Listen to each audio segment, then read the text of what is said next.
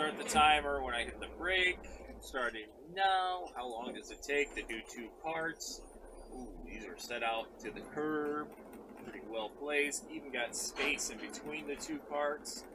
Should go relatively smooth. The point I'm trying to make is the first 3 stops I had this morning took 10 minutes to service.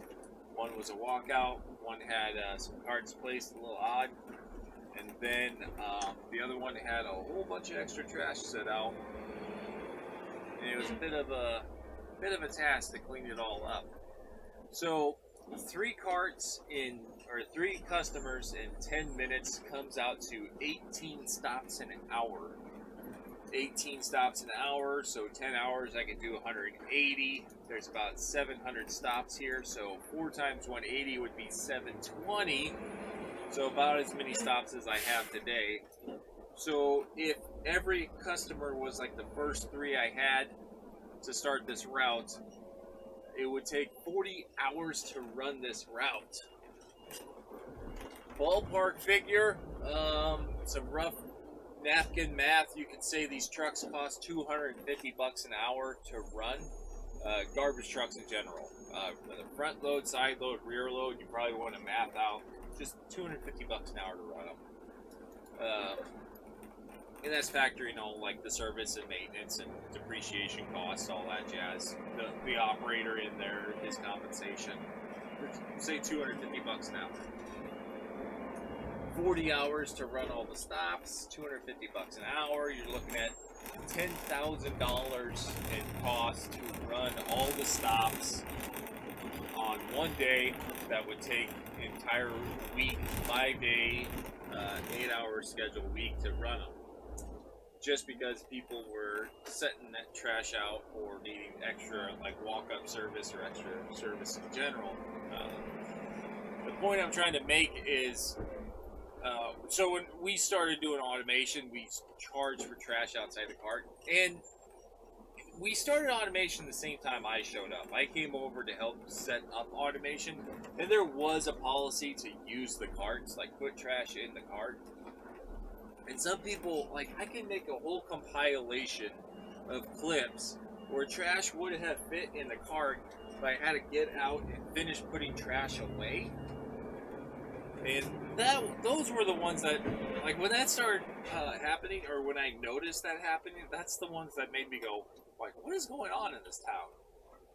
A little bizarre. Trash goes in a bag that's tied in the bag, or bagged and tied, trash goes in the cart. And that was not happening. So we actually started applying the policy that had already existed, which is, okay, it's going to be $5 if the driver has to get out of the truck to finish picking up the garbage. And like some people would call in and say, hey, we're going to have more, blah, blah, blah. But yeah, if I pull the brake to get out, it's going to be $5. And we didn't do that because we thought, oh, we're going to get rich. We're going to make all this money from the guy getting out of the truck. You don't make money running a garbage truck or operation by having the guy constantly getting out and just slowing everything down. You make money when you can have one guy do more with less. So, they didn't have theirs out. Wow. This varies week to week too. Sometimes they'll get it perfect. We'll split the difference between the pole and the mailbox. So going back to that math, 40 hours to run 700 some stops, cost $10,000 to do it.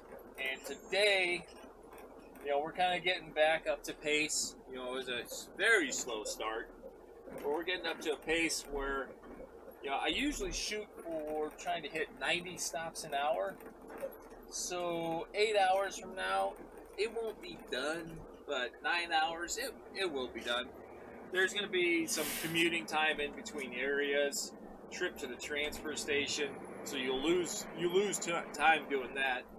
But if you can try to get to like 90 stops an hour, this, instead of taking 40 hours to run this week, it'll take about 9. So what ratio would you like to have? One guy, one truck running 700 stops in 9 hours, or one guy, one truck running 700 stops over 5 days for 40 hours. Though that's not good. You know, you do not want those metrics on your sheets. So, and that's kind of a tough concept to explain to people when you charge for trash outside the cart. It's like you have to go through this whole process of explaining like we're trying to shave off micro moments. Like when you're running a garbage company, it's easy to see the one large line item that costs a lot of money. Let's say you had like a motor blow up, or you blew up a cylinder, or it broke, or you had to get it repacked. So you like a line item that's $5,000 or $10,000.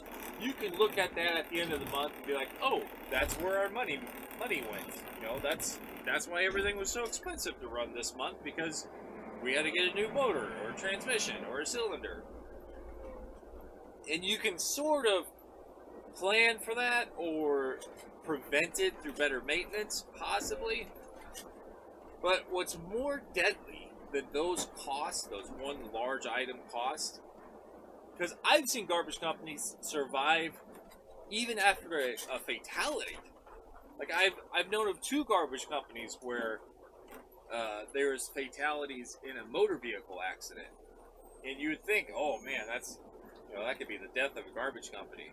Well, once you kind of sort things out and the investigation concludes, the insurance companies, you know, do their payouts, the operations kept running. Now they're tragic, don't get me wrong. I don't want to make light of the situation. And what it does to the drivers in those scenarios is, you know, awful. The point I'm trying to make, though, is a company can't survive something like that. It's not good. Don't get me wrong. It's awful. But what companies can't survive is the death by 1,000 cuts. When they have these high operating costs and they don't know where they're coming from. If I was running like 18 stops an hour and we weren't billing for the service we provide, that slows us down. Because it's the guy getting out of the truck, servicing more carts, picking stuff up and reloading carts. All that takes more time. Time is money, right? That's how I understood it. But if you think, oh, I'm a garbage man, I just pick up the garbage, whether it's in the cart or on the ground or in the driveway, in the yard, or wherever, that is a service you are providing. And if you're not charging for the service you're providing, you're giving it away. And it doesn't mean it doesn't have a cost. You're still adding weight to the truck that at the end of the day you have to pay for. So not only are you taking longer, making the truck do less with more effort, at the end of the day you still have more weight to pay for to dispose of. Because just because it's trash and no one wants it doesn't mean it's free to get rid of. You still got to take it to a transfer station where it's got to be reloaded into a trailer and then shipped to a landfill, and someone's got to run dozers and compactors to spread it out and bury it. And then then there's a maintenance of a landfill. There's a whole science to that as well. All that has cost. You know, if it's got value to get rid of, it's, you know, gonna cost you. And so our pricing, when someone signs up for service, the understanding is when we drop off a cart, we're gonna show up weekly. All your trash goes in the cart, and we can generally assume or roughly estimate how much weight is going to go in that cart week to week, right? And our pricing should be able to cover. Now, there's sometimes people throw away something heavy. You know, they'll pack a cart full of, I don't know, like a freezer goes out. Like if a freezer goes out and they throw out all this frozen food into a cart, those things get really heavy. And we're probably going to lose money on that stop for that week. once you can factor in all the weight. You know, you look at what the disposal rate is and how much weight you picked up. You're like, yeah, at that rate, probably not going to make money this week. But over the year, you should be okay. But if someone's freezer or multiple freezers went out, and they're like, well, I'm going to fill the cart up with frozen food, and then I'm going to throw like 5 or 6 more bags of it on the ground. That gets a little outrageous. And then if everyone on the block did that, no, that's going to kill your company. And I mean, this is really, I should have, at the front of this conversation, I probably should have said, not every garbage company is ran on tax revenue. Because someone inevitably is going to say, oh, my tax dollars pay for it, so shut up and do your job. That's not always the case. Tax dollars don't always pay for your garbage service. Some communities or towns, cities, they leave it as an open market. It's like, if you want to start a garbage company, get a truck or whatever, you talk to your neighbors, sign them up as customers, haul it, get rid of it. That's fine. You know, you might got to get a permit to operate as a hauler, but it's a kind of a Wild West open market. And there's pros and cons to every scenario. And that's a different discussion in itself. The point is, it's not always tax revenue that's paying for the truck or the carts or the salary for the operator.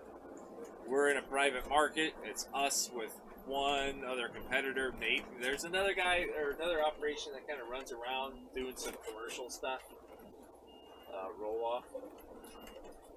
But as far as residential trash, there's just 2 companies in Columbus doing it.